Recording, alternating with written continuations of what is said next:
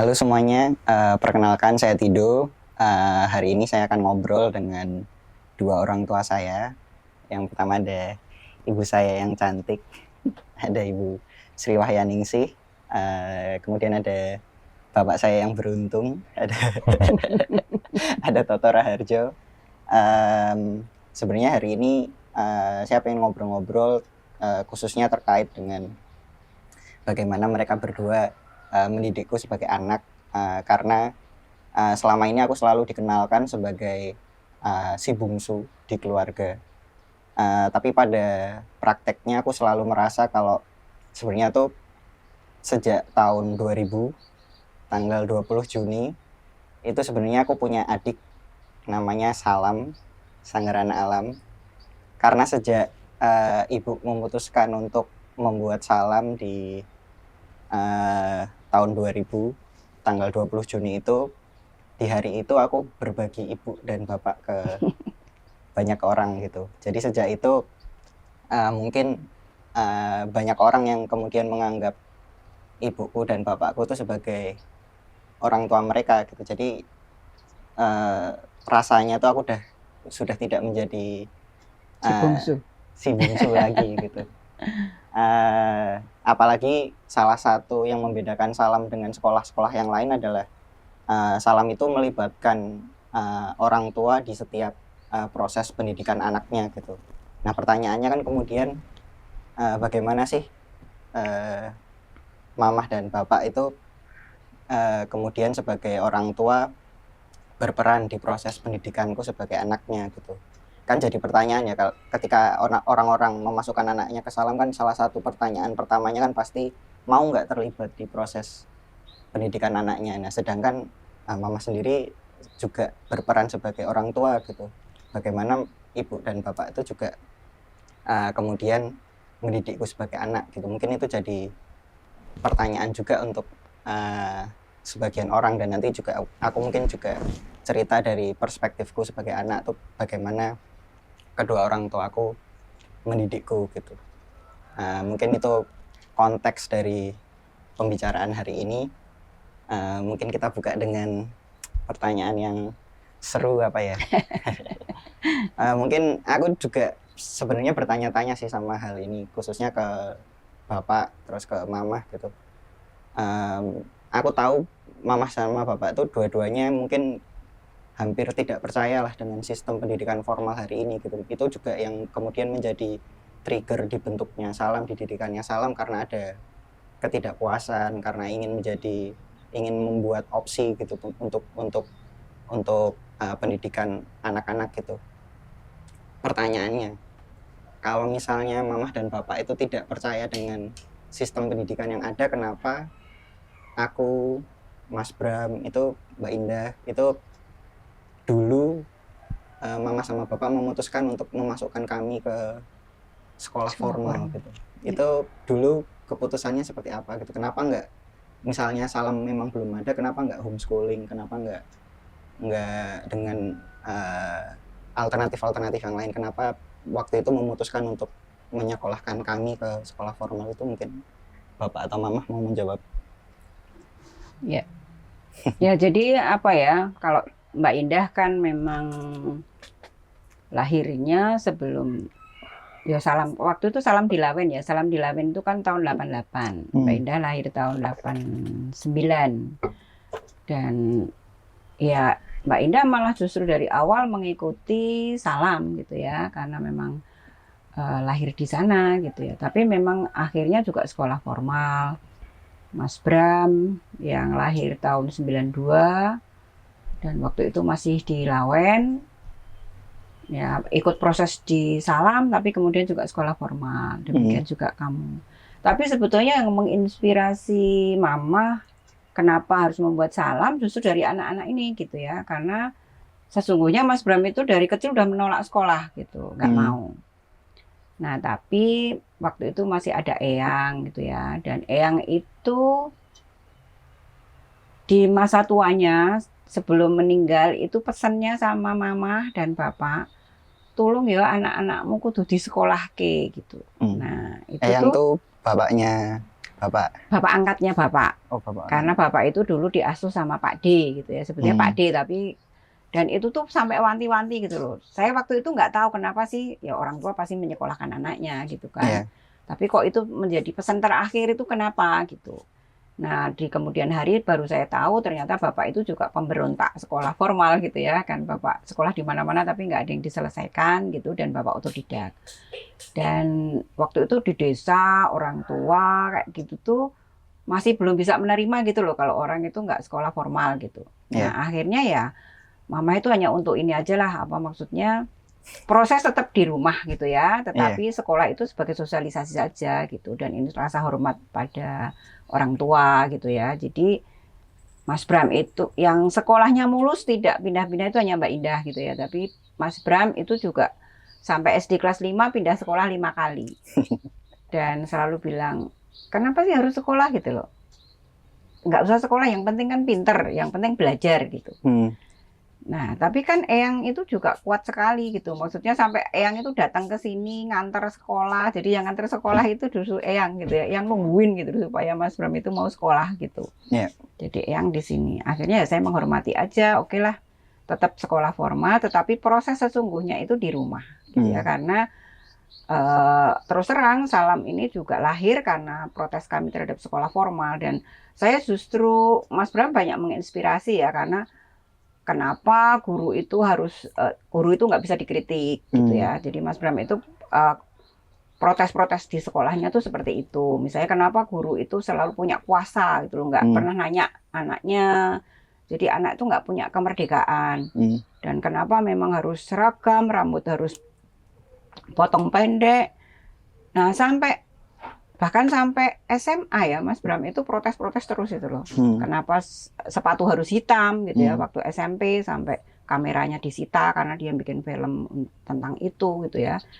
Nah, jadi ketika sekolah formal memang tidak memberi kenyamanan kepada sebagian orang dan nggak bisa berpikir merdeka, ya ini sebenarnya justru inspirasi gitu ya. Inspirasi bagi mama, ya saya harus lebih kuat untuk membuat sekolah ini yang bagaimana sekolah yang memerdekakan anak dan orang tua juga terlibat, karena sesungguhnya yang utama itu di dalam keluarga. Ya. Itu sih. Kalau dari Bapak? Kalau aku sih ngeliat gini ya, sebetulnya kan kalau saya tidak terlalu percaya dengan pemahaman pendidikan itu seperti sosialisasi gitu ya. Orang tua harus mensosialisasikan kepada anak. Sebenarnya kan sosialisasi itu kalau dari asal rumpun kata bahasa itu kan tidak mempercayai orang lain, atau tidak mempercayai, kalau dalam dunia sekolah ya tidak mempercayai siswa. Sebenarnya sosialisasi itu serumpun dengan pemasyarakatan, jadi penjara. Bagi saya ya sudahlah, kalau toh kita akhirnya menyekolahkan ke sekolah yang ada, itu sebenarnya bukan sekolahannya bagi saya, tapi bahwa anak-anak kamu, Mas Bram, Mbak Indah itu ya ketemu orang di sana gitu ya, ketemu sesama siswa, ketemu guru, juga mungkin ketemu orang yang lain. Bagi saya itu jadi apa namanya, urusan apa membangun sikap dan apa itu dari pergaulan itu, sebetulnya dari ketemu orang, ketemu. Nah di rumah itu kan lebih lebih bagaimana kita ketemu orang lain di suatu tempat, dan mungkin ada masalah, mungkin ada kekaguman, mungkin ada peristiwa yang mempengaruhi kehidupannya, itu yang coba kita bicarakan di rumah ya, secara alamiah saja, tidak seorang bapak harus kasih pelajaran pada anak ya. Kalau saya nggak ada pretensi seperti itu. Nah, itu mungkin juga aku sebagai anak tua, aku juga merasa ada banyak keanehan lah yang dulu aku rasakan dari mama sama bapak gitu. Misalnya kayak sesimpel memutuskan untuk aku kayaknya hari ini nggak masuk sekolah gitu.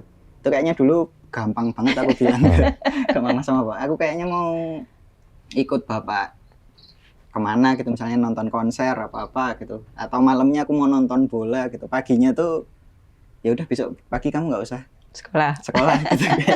Kayak bolos tuh jadi sesuatu yang sangat mudah aku dapatkan lah. Iya, dan bisa sebaliknya kan. Iya. Kalau kita harus ngomong gitu ya paling ya sudahlah, kalau ke sekolah itu sebenarnya motivasinya dalam rangka supaya ketemu teman-teman gitu loh, bukan yang lain-lain. Saya pikir itu sih. Makanya juga salah satu aku ingat banget aku pernah dimarahin mama. Waktu itu aku lupa lah antara SMP atau SMA, tapi ada masanya tuh aku rajin lah belajar tuh, kayak tiap hari di rumah belajar, nggak pernah main. Terus yang aku baca juga buku-buku pelajaran gitu, bukan novel, bukan buku yang lain gitu. Mama tuh sering kayak, kamu ngapain belajar terus sih, kayak keluar rumah lah. Kayak aku dulu sampai bahkan mungkin teman-teman sekolahku tahu ya kalau aku diajak main gitu, terus aku selalu bilang, ini kalau ibuku detik ini minta aku pulang, aku pasti langsung pulang gitu, karena nggak pernah gitu. Karena kayaknya tuh tiap waktu tuh aku hampir disuruh keluar rumah, terus ketemu, suruh main, terus kayak jangan sampai aku tuh terlalu fokus dengan mata pelajaran kayak gitu. Ya, saya pikir sebetulnya visi orang atau visi orang tua itu sangat mempengaruhi tindakan sebenarnya. Nah, kalau ditanya visinya, paling tidak saya tidak pernah membayangkan anak saya harus jadi apa, itu nggak ada gitu loh. Nah, kalau saya membayangkan anak saya harus jadi apa, mungkin agak beda ya, pasti saya harus diarahkan ke sini, karena kita kan nggak punya visi anak kamu harus jadi apa, itu nggak ada. Yang ada adalah seberapa jauh kamu bisa bermasyarakat, seberapa jauh anak-anak bisa tidak asosial, seberapa jauh kelak di kemudian hari paling membayangkan ada manfaatnya enggak ya anak saya terhadap orang lain. Paling kayak gitu, bukan supaya anak saya jadi apa, itu nggak ada. Nah, kalau seperti itu ya harus secara militer, harus bangun harus jam sekian, terus lari-lari apa. Nah, bagi saya nggak ada itu. Ya, dan saya juga waktu itu justru kamu ya, kalau Mas Bram kan masih mau sekolah formal dan sekalipun pindah-pindah itu mau. Tapi kamu itu dari kecil sudah mulai, waktu TK aja kamu bilang aku mau cuti gitu ya. Jadi TK itu hanya 3 bulan, habis itu cuti. Itu saya bilang, ya apa alasan mau cuti? Ya kenapa kalau guru itu boleh cuti, orang dewasa boleh cuti, kenapa anak-anak nggak boleh cuti? Nah, jadi kamu selalu mempertanyakan yang kayak gitu-gitu. Terus aku mau sekolah kalau udah umur 10 tahun. Aku mau belajar sendiri, aku mau praktek di rumah. Dan ya karena waktu itu mamah yang ada sekolah yang dulu sekolah udah hampir tutup dan mamah yang menghidupkan kembali, sehingga sekolah itu ya udahlah nggak apa-apa lah Bu, didaftarkan, tapi kamu nggak, jarang sekali masuk gitu ya. Tetapi aku melihat bahwa kamu keinginan belajarmu tinggi sekali gitu ya. Kamu belajar sama petani dan itu yang sampai sekarang mamah masih ingat, dan itu yang kamu selalu mempertanyakan gitu loh. Misalnya pas kamu ikut panen sama petani gitu ya, lari-lari pulang, mah gitu loh. Kamu bawa kacang tanah itu ya, kamu lari bawa pulang, mah ada keajaiban di dalam tanah katanya. Apa? Itu loh, di dalam tanah itu ada kacang katanya. Loh, emang ya kamu tanya sama petani, kamu lari lagi, terus tanya sama petaninya, kenapa kok ini ada tanah? Ya dulu ditanam. Kamu lari lagi bilang sama mama, kata petaninya itu karena dulu ditanam, tapi nanamnya itu cuma kacang, nggak ada kulitnya. Tapi sekarang ada kulitnya gitu. Ya kamu tanya kenapa gitu. Terus lagi kamu lari. Jadi begitu lari bilang, ya ini karena Tuhan yang menumbuhkan gitu. Terus akhirnya kamu bilang, katanya Tuhan. berarti Tuhan itu ajaib ya, Tuhan itu luar biasa ya. Ya kamu bilang seperti itu. Iya, Tuhan itu maha kuasa, Tuhan itu ajaib. Ya sampai di situ aja, dan kamu terus setelah itu. Dan itu yang jadi gurumu waktu itu tuh Mbah Raji ya, yang dulu masih ingat nggak sama Mbah Raji, almarhum ya, Mbah Raji suami istri. Nah itu yang rajin nyamperin kamu pagi-pagi, jadi kamu pagi-pagi bangun terus bersama mereka bertani, kamu lari-lari sampai anjingmu waktu kecil itu juga ikut ke ladang. Jadi, kalau saya itu sebenarnya yakin terhadap lingkungan sebenarnya. Jadi saya nggak terlalu risau belum bisa baca tulis. Itu kalau saya tuh punya keyakinan nanti pasti bisa gitu ya. Cuma kalau sekarang belum, ya belum waktunya aja. Saya nggak pernah punya, tapi mungkin bagi orang lain, wah udah umur sekian belum bisa baca tulis gitu ya. Itu udah kayak kiamat gitu loh. Bagi saya itu pasti bisa lah, itu nggak mungkin enggak. Kalau apalagi sekarang lingkungan besar ya, kalau ngomong di Jogja ya nggak ada orang yang nggak bisa baca tulis, mungkin lebih sedikit ya dibanding pasti bisa itu. Ini sebenarnya kekhawatiran orang itu justru karena punya visi, punya pengen harus jadi apa, itu yang saya pikir itu yang akan membelenggu. Padahal sebetulnya kalau kita ngomong pembelajaran ya apa aja bisa menjadi pembelajaran. Pergaulan itu sendiri sebetulnya menjadi sumber pergaulan. Saya kira itu yang paling penting gitu. Ya, sama mungkin ini juga sih salah satu yang jadi pertanyaanku dari dulu tuh, banyak dari teman-temanku tuh yang berangkat sekolah itu dengan membawa ekspektasi orang tuanya gitu. Bahkan ada yang dari SD itu udah tahu SMP-nya mau kemana, SMA-nya mau kemana, nanti kuliahnya di mana, dia jadi apa, itu kayak udah ada sistem yang dibuat sama orang tuanya gitu, ada ekspektasi yang udah dibangun, mungkin ada sedikit ambisi orang tua yang diletakkan di anaknya gitu. Nah aku memang tidak merasakan itu ya, dan aku diberi kebebasan untuk memilih jalanku sendiri untuk melakukan apa yang aku mau. Tapi sebenarnya itu kan hal yang aku rasakan kan hal yang ideal, tapi kan mama sama bapak kan ya tetap manusia biasa ya. Itu sebenarnya meskipun prakteknya mama dan bapak memang membebaskanku, tapi dari pribadinya mama sama bapak sendiri itu sebenarnya ada nggak sih kayak ekspektasi atau harapan terhadap anaknya, atau sebenarnya itu juga ada ambisi yang dititipkan ke anak, aku pengen anakku jadi ini, tapi kebetulan memilih jalan yang beda. Aja itu lebih umpamanya melihat, wah kamu kayaknya kok seneng nyanyi, seneng musik, ya udah kayaknya ya coba kita salurkan ya. Tapi bukan saya sama mama pengen supaya kamu jadi apa jadi gitu, penyanyi atau yang enggak juga, itu aja. Itu bagian dari membangun. Oke, kalau begitu kayaknya Tido harus dimasukin ke komunitas yang kita fasilitasi supaya punya teman atau punya orang yang lebih tahu tentang apa gitu loh. Jadi tapi kan nggak ada kita cita-cita supaya kamu jadi penyanyi, yang enggak gitu loh. Itu satu. Yang kedua juga sebenarnya hampir nggak semua orang tua kayak saya harus memberi contoh apa-apa, ya enggak juga, itu alamiah aja. Bahkan kayak Mas Bram itu kan nggak terlalu percaya dengan bapak umpamanya ya, tapi lebih percaya sama Mas Slamet dulu tuh. Ya nggak apa-apa juga, nggak masalah gitu. Kadang-kadang kalau ada hal penting yang apa namanya, ada hal penting yang kadang-kadang bapak nggak mungkin langsung menyampaikan ke Mas Bram, ya bapak ngomong sama Mas Slamet, coba tolong deh kalau ngobrol sama Bram ini, artinya ada hal-hal yang bisa jadi ada handicap dengan bapak, ya nggak apa-apa, tetapi bapak tahu bahwa anak saya kayaknya lebih dekat dengan orang lain, ya nggak apa-apa. Nggak tersinggung. Iya, gitu dan saya juga nggak tersinggung loh, kok malah lebih percaya sama tetangganya gitu, ya nggak apa-apa juga kan.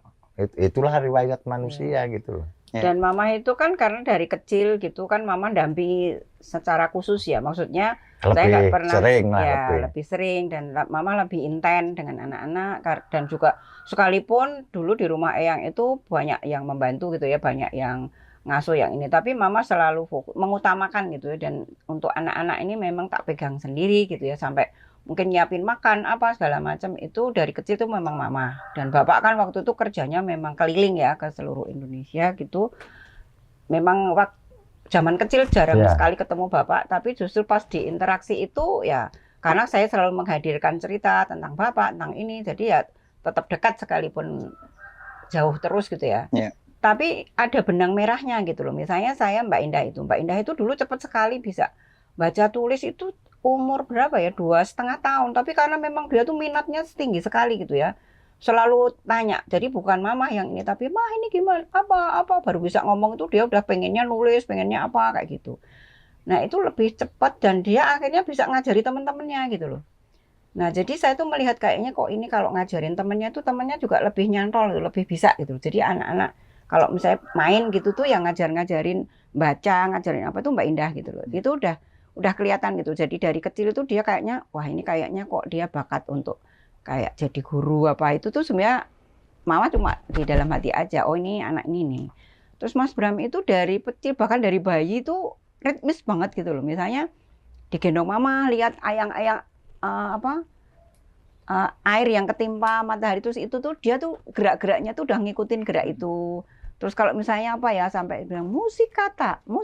Nah biasanya anak kecil itu kan kalau dengar suara-suara yang apa itu takut ya. Tapi kalau Mas Bram tuh menikmati banget itu. Sampai kenapa sampai punya rumah di sini kan karena Mas Bram memang kalau tidur harus denger musik kata, harus denger air gemericik gitu ya. Nah ini kok kayaknya musikalisasinya tinggi gitu ya. Nah terus kamu kalau tanya itu analitis banget gitu loh. Misalnya, Mah Tuhan itu ada di gunung nggak ya? Tadi kan kita dari Jogja, terus sekarang di gunung. Aku tuh mau berdoa, tapi katanya Tuhan itu satu. Berarti tadi Tuhan di Jogja, sekarang di sini enggak gitu loh. Nah, saya harus jelaskan ke kamu apa sih Tuhan yang esa, Tuhan itu roh ya. Nah, ini kan butuh penjelasan panjang. Dan kamu pertanyaan-pertanyaan tuh selalu analitis misalnya, disertai Tuhan tuh seperti apa sih gitu ya.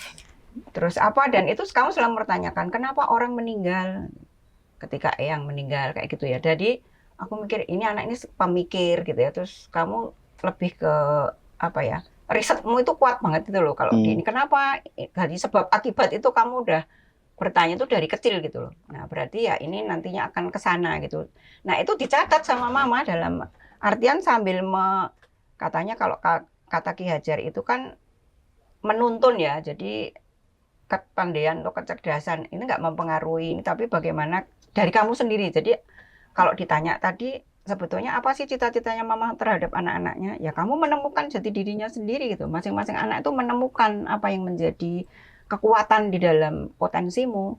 Nah ini terus gitu dan pada akhirnya ketika dewasa benar gitu loh. Mbak Indah ya tertariknya jadi guru, Mas Bram di musik, kamu juga lebih banyak ya bikin lagu apa dan pekerjaanmu ya di situ. Nah ini menguatkan kenapa mama di Salam ini dengan metode riset, kemudian bagaimana supaya anak menemukan jati dirinya.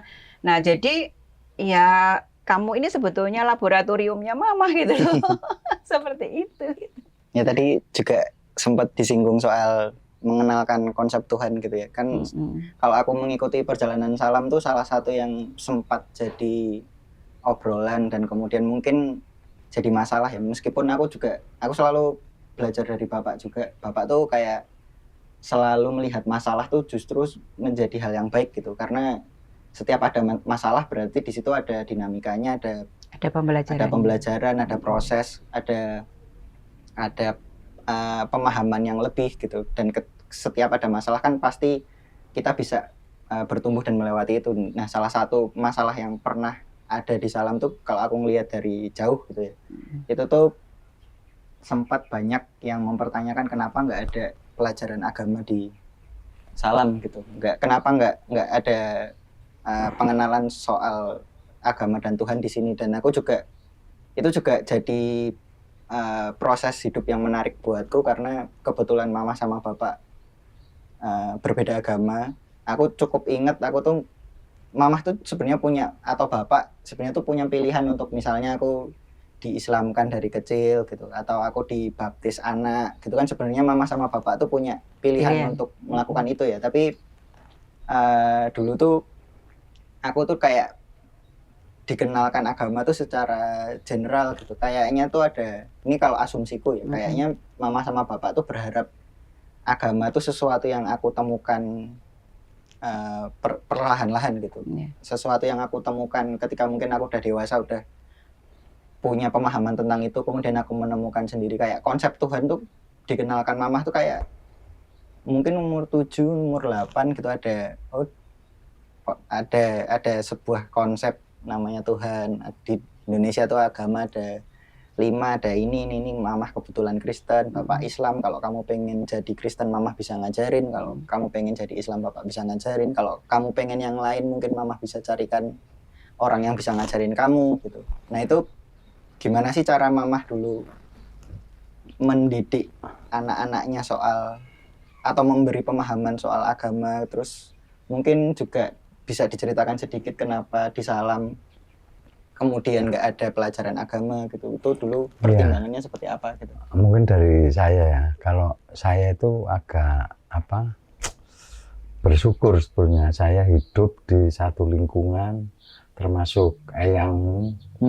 Artinya di kampung itu kan boleh dikata di kampung bapak itu kan kalau pakai kategori Clifford Gate itu ya abangan sebenarnya. Tapi menurut saya justru saya merasa bersyukur di lahir di kecil di lingkungan yang seperti itu ya, yang tidak dogmatis, yang tidak ya mungkin di kampung saya itu orang sholat aja baru mungkin sekitar 10 tahunan inilah ya.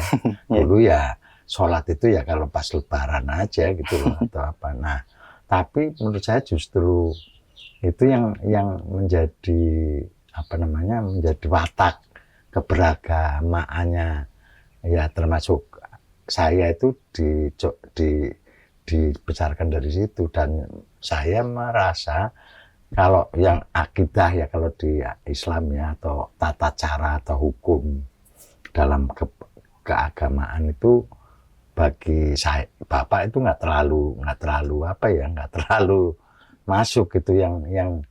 Yang saya anggap kalau ngomong bertuhan itu ya ketika memahami sebab akibat, itulah sebenarnya agama. Sebenarnya hukum Tuhan itu ya hukum sebab akibat.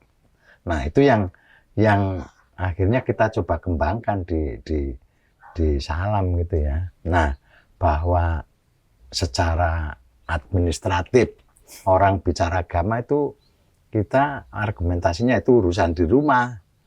Jadi itu urusanmu di rumah itu loh. Di kita di sini ya aja lebih bicara soal keberagamaan yang bukan administratif itu. Kalau saya itu sih. Iya, sebetulnya juga sama sih intinya, bahwa kami tidak mau terjebak pada dogma-dogma aja gitu loh, dan aturan administrasi. Karena kalau dogma itu selalu pasti agama itu memisahkan gitu ya. Oh ini kelompokku, ini kelompokmu, kelompoknya dia gitu ya. Dan semua juga pasti menganggap kebenarannya masing-masing gitu ya. Nah, tetapi kami lebih ke nilai gitu ya, berimannya. Jadi bukan beragama, tapi berimannya gitu. Nah, bagaimana beriman kepada Tuhan, kepada Allah, itu pasti melahirkan yang kekuatan paling besar ya cinta kasih gitu ya. Nah, jadi menurut saya semua pelajaran itu ya agama sebetulnya gitu ya.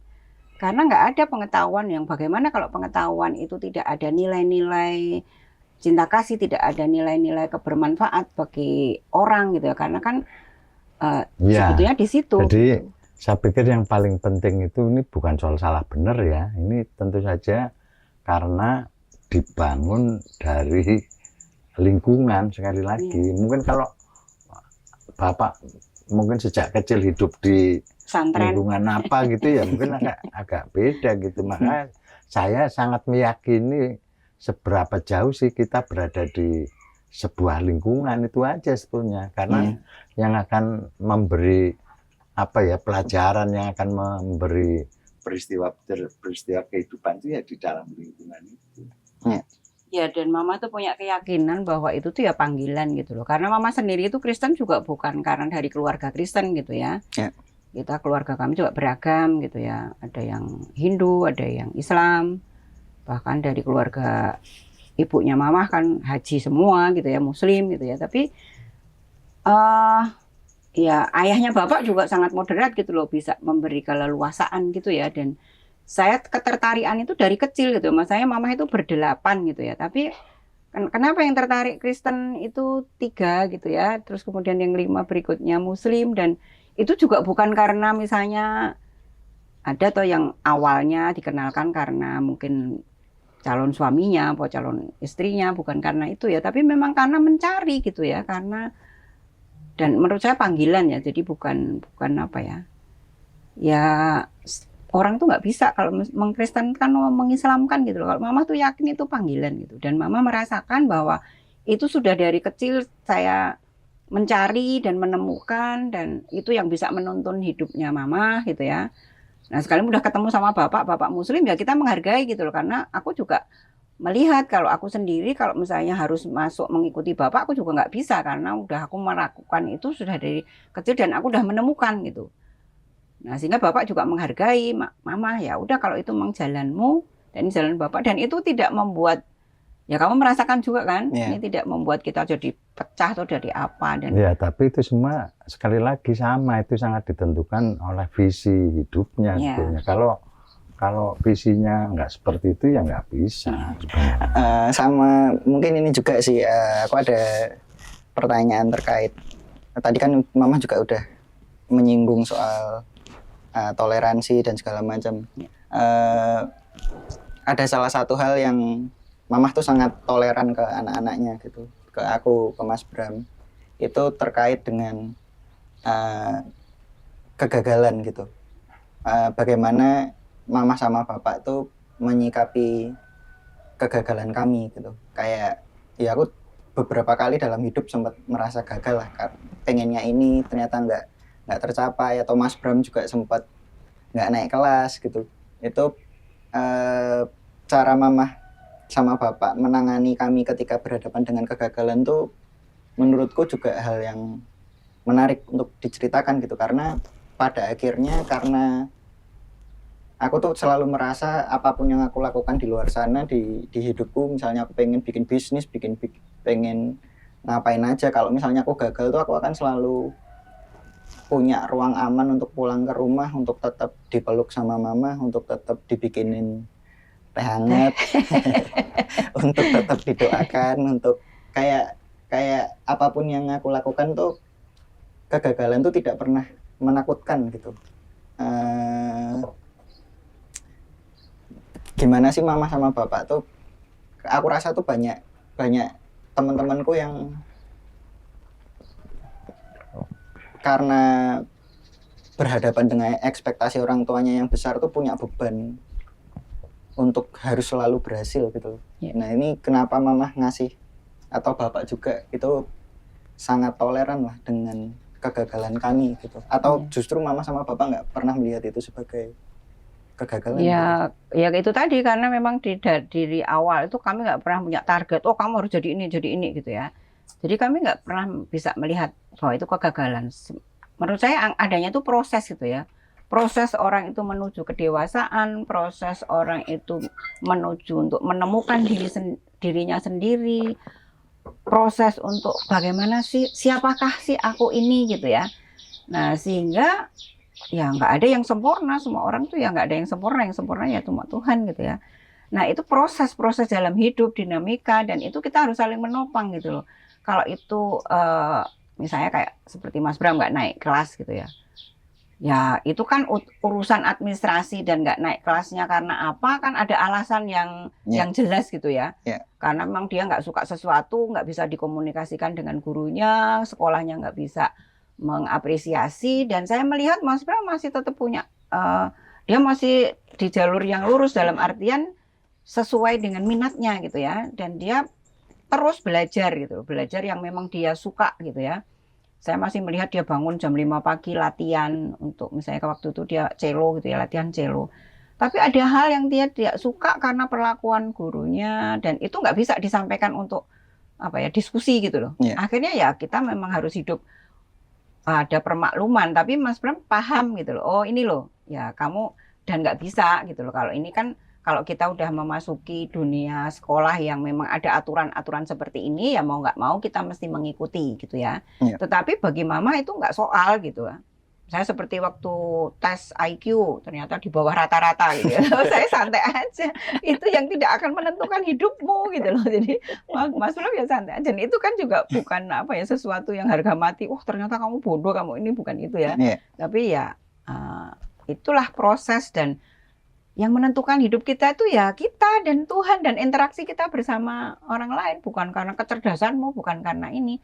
Ya bagaimana kita membangun ekosistem belajar yang nyaman, dan rumah itu menjadi tempat untuk berteduh, tempat untuk saling bisa menguatkan, dan rumah untuk pulang ya, arti pulang yang sesungguhnya kayak gitu ya. Jadi ya saya kira kan ada konsep baku yang selama ini sudah dikenal banyak orang yang tentang kehidupan, ya tentang kalau orang itu ya harus sekolah, nanti sarjana, sekolah sampai sarjana, profesor. Saya kira ini pengaruh eyangmu itu, saya pikir itu juga tinggi ya.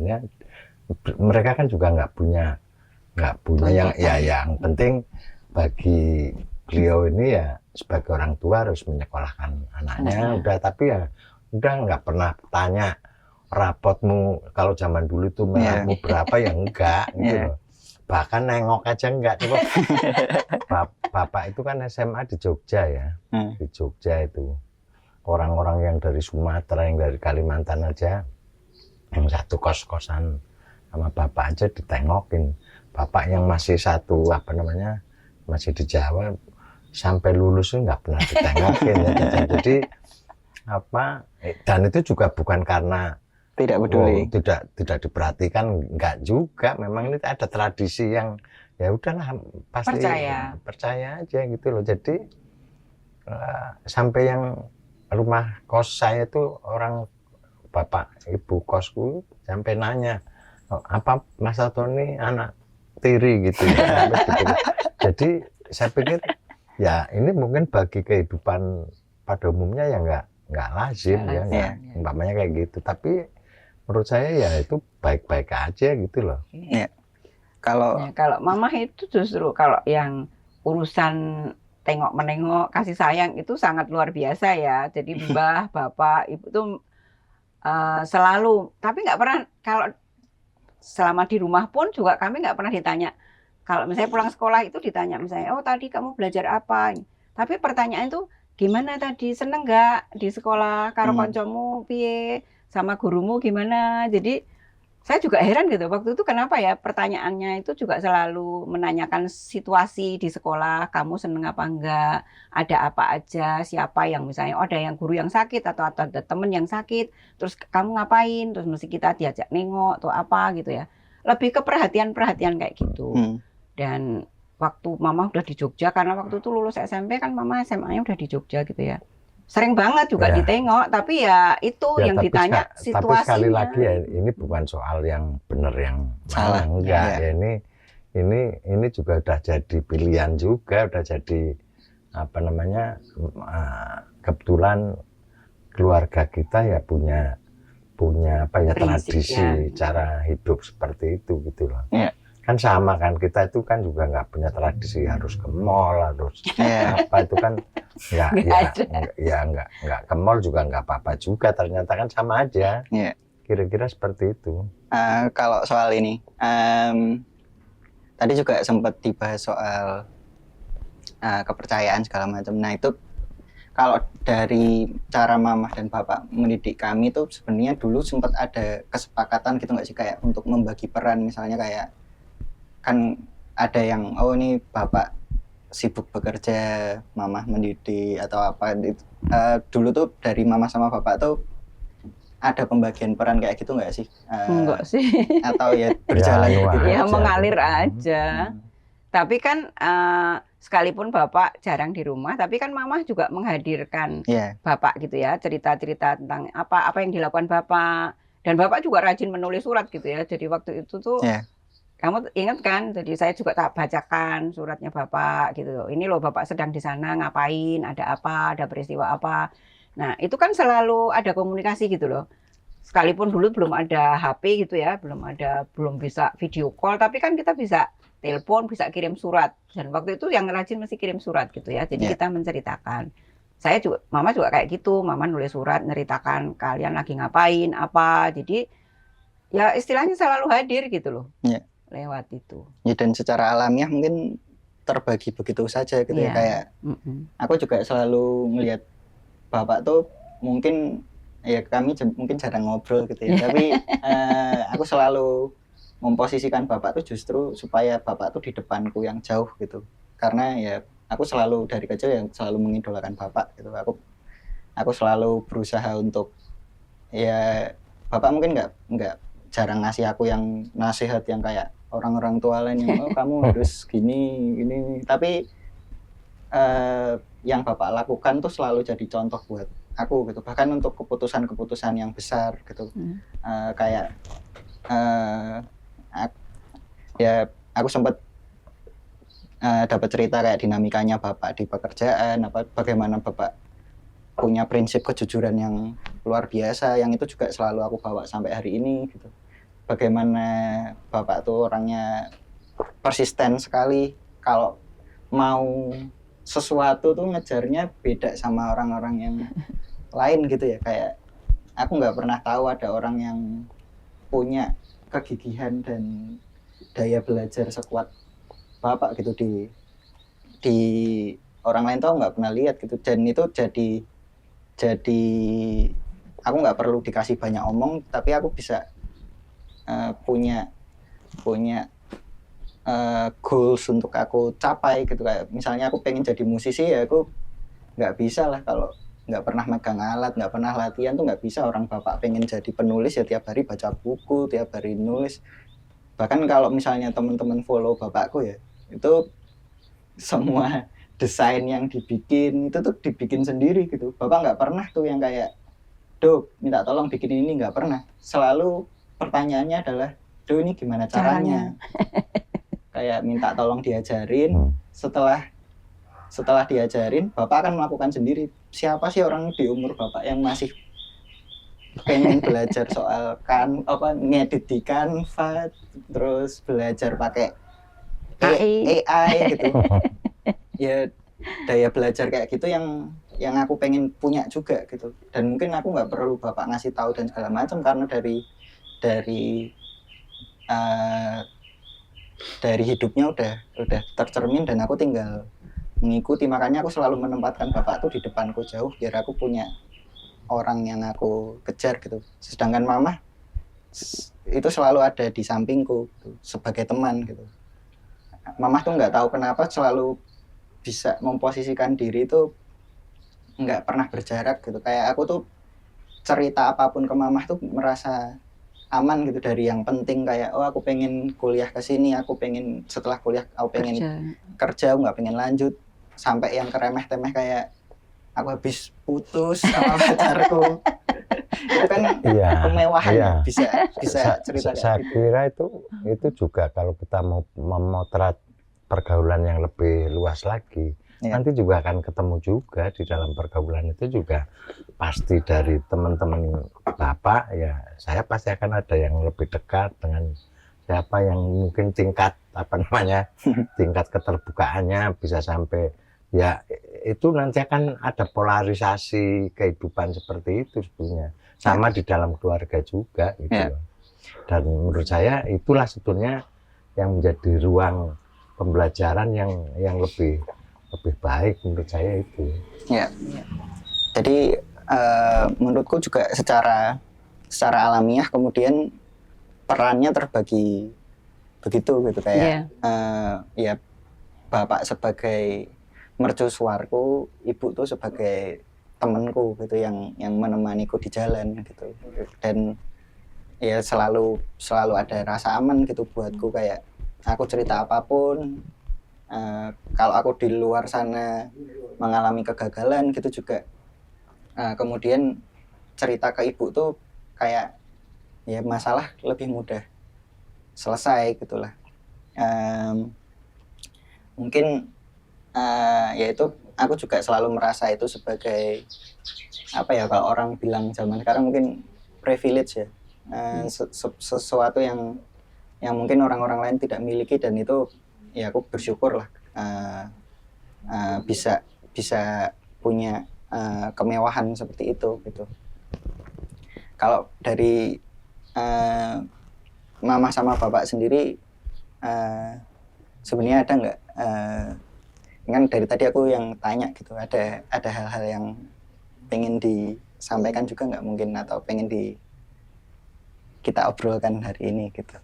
Ya kalau misalnya apa ya, aku yang kadang-kadang tuh iya ya, kok aku nggak nanya ya kira-kira anak-anak dengan hidup yang mama ibaratnya kan hampir 24 jam itu juga memikirkan untuk banyak orang gitu ya, tidak hanya untuk keluarga gitu.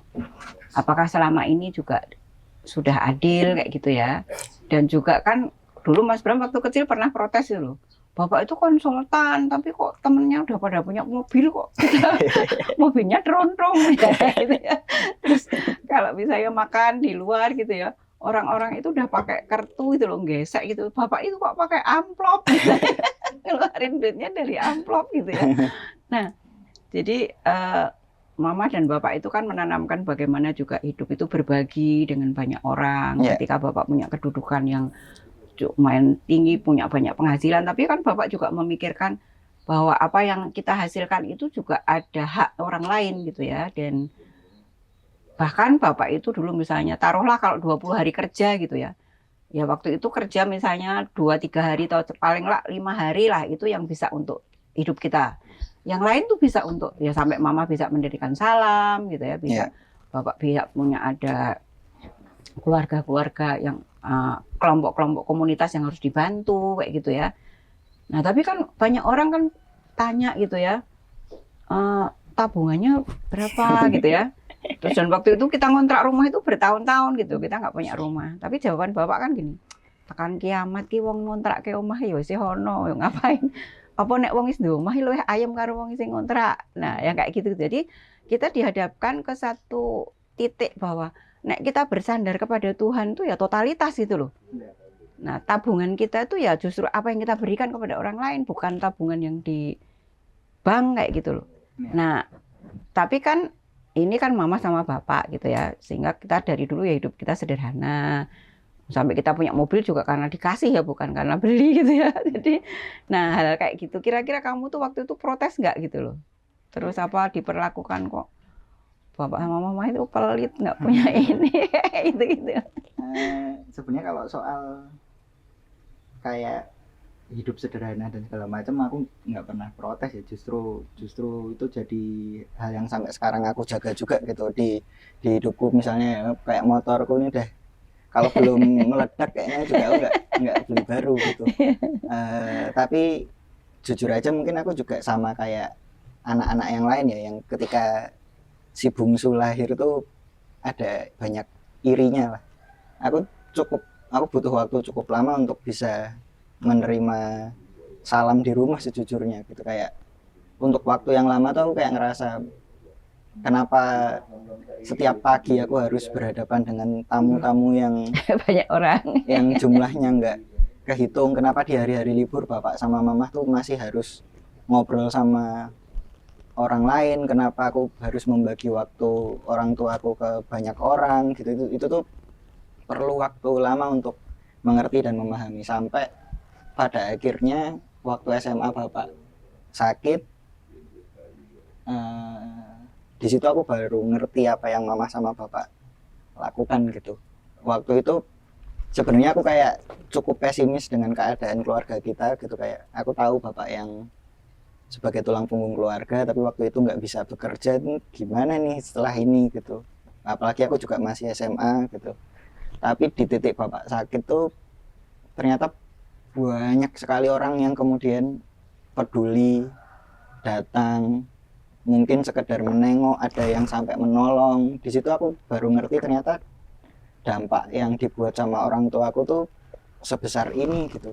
Banyak banget orang yang sayang sama keluarga kita, yang datang, yang aku jadi ngerti kenapa mama sama bapak melakukan itu gitu. Kenapa salam itu menjadi penting. Ternyata mendedikasikan hidup untuk banyak orang tuh bukan hanya sekedar kita memberi aja, kita juga dapat banyak loh sebenarnya gitu. Iya. Nah di titik itu aku baru memahami bahwa oh ternyata bukan cuman harta, bukan cuman duit, tapi cinta yang ditanam di banyak orang tuh aset yang luar biasa. Kayak ya itu Iya, jadi ya, proses yang mendewasakan. Di situ aku bisa menerima salam, dan ya setelah itu aku selalu mengerti semua kegiatan yang bapak sama mama lakukan tuh bukan melulu untuk orang lain juga, tapi itu juga membuat mama sama bapak bahagia gitu. ya saya juga bersyukur gitu ya, maksudnya itu pada akhirnya tertangkap ya, sekalipun itu butuh waktu, butuh proses gitu ya. Kamu bisa menerima itu, dan yang saya syukuri itu ya ternyata Tuhan itu memberikan sesuatu yang sampai akhirnya kamu juga paham gitu loh. Bisa punya pemahaman seperti itu, bahwa yang sesungguhnya ketika kita memberi itu ya kita menerima gitu ya. Dan ya tabungan tadi itu bukan tabungan deposito di bank gitu ya, tapi ya tabungan itu ya apa yang kita lakukan. Dan saya tuh bersyukurnya ternyata nggak terlalu lama gitu loh, kita udah menuai gitu ya. Dan mama sekalipun mama itu udah gaptek, tapi toh juga masih dipakai, masih di apa ya, saya sampai ke Kemendikbud gitu ya, sampai hari ini juga masih menggunakan jasa mama, masih bisa digunakan, masih dihargai. Dan sekalipun dengan keterbatasan itu pun masih yo nggak apa-apa Bu, ya bisa nanti kita bantu, kalau masalah teknis bisa di ini. Nah berarti kan orang itu bisa menghargai karena ya itu tadi, karena kita totalitas gitu ya. Nah itu yang mesti dimanapun gitu ya, kita ya, namanya percaya kepada Tuhan tuh ya percaya gitu loh. Kenapa kita harus khawatir dengan sampai uang akhirnya pada korupsi apa tuh, kan sebenarnya nggak percaya pada Tuhan gitu loh. Ternyata kan Tuhan memelihara kan sampai hari ini gitu. Ya begitulah. Saya kira semua bisa dilihat, bisa dirasakan. Orang selalu tidak percaya dengan sesuatu yang dipikirnya nggak mungkin. Saya pikir itu. Nah ini mungkin pertanyaan terakhir ya. Aku tahu mama sama bapak tuh bukan tipe yang mau pensiun terus anaknya sudah sukses di pensiun, santai di rumah teh. Kayaknya kalau nggak melakukan sesuatu tuh mama sama bapak malah stres gitu ya. Nah itu mungkin untuk menutup, sebenarnya apa sih yang masih dicita-citakan mungkin untuk salam, untuk atau bapak sama mama tuh masih pengen bikin apa lagi sih setelah ini? Kalau bapak udah nggak ada cita-cita apa ya, yang ada ya kalau yang masih bisa dilakukan ya dilakukan. Saya kira ada pengalaman yang mungkin tidak itu terlalu nggak terlalu bagus ya, seperti ketika bapak memperlakukan eyangmu waktu itu. Eyang itu kan orang yang sangat aktif ya, orang yang sangat nggak bisa berhenti ya. Ketika sudah berhenti jadi kepala desa, dia juga masih itu. Nah, suatu saat kita bilang udah Pak, udah ini waktunya udah istirahat, mendingan aja lah untuk nengok anak cucu dan sebagainya. Tetapi justru saya menyadari bahwa itu justru yang mempercepat. Dan akhirnya benar ketika Eyang mulai melakukan saran kita, yaitu sebenarnya proses apa ya, menuju ya mulai udah nggak semangat, mulai apa sampai meninggal ya. Dan itu menjadi pengalaman pengalaman Bapak yang cukup wah ini ya.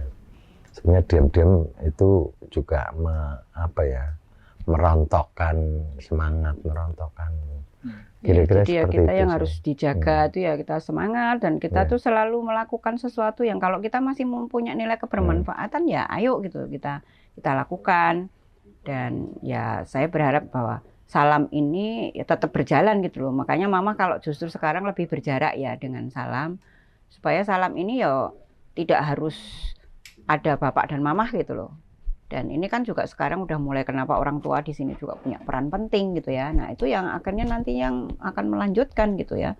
Jadi bukan diwariskan kepada keluarga gitu ya. Jadi keluarganya ya keluarga besar gitu. Makanya yang dibangun adalah ekosistem. Nah jadi ya sejauh Mama masih bisa melakukan sesuatu ya kita terus aja mengalir gitu ya. Ya. Jadi justru karena ini saya nikmati gitu ya, pekerjaan ini saya nikmati dimanapun, bahkan saya di masyarakat, di gereja, di rumah ya masih beraktivitas gitu ya. Dan itu yang justru membuat semangat. Saya juga belajar, misalnya Eyang Kakung sekarang usianya udah 90 tahun juga masih bisa masak sendiri, masih bisa ngurusi hidupnya sendiri gitu ya. Sekalipun anak-anak pengen, udah ikut kita aja ya gitu. Saya nggak mau kayak gitu loh. Dan Eyang juga lebih dihargai dengan dikasih kepercayaan untuk bisa ternyata yang lanjut usia juga bisa gitu ya. Sekalipun kita yuk secara bergiliran kita nengok, tapi Eyang masih merasa aku masih nggak ngerepotkan orang lain itu prestasi gitu loh. Gitu. Ya, jadi mungkin hari ini itu aja untuk hari ini. Terima kasih Mama dan Bapak udah menyempatkan untuk ngobrol dan berbagi cerita. Mungkin kami cuman mau sharing cerita aja ya, belum tentu juga bukan berarti kami yang paling benar. ini dinamika kehidupan di keluarga kami, dan mungkin untuk teman-teman yang mendengarkan mungkin bisa mengambil cerita-cerita yang baik untuk kemudian dibawa pulang gitu ya. Itu aja, terima kasih. Oke, terima kasih. Ya, terima kasih. Bu Anash.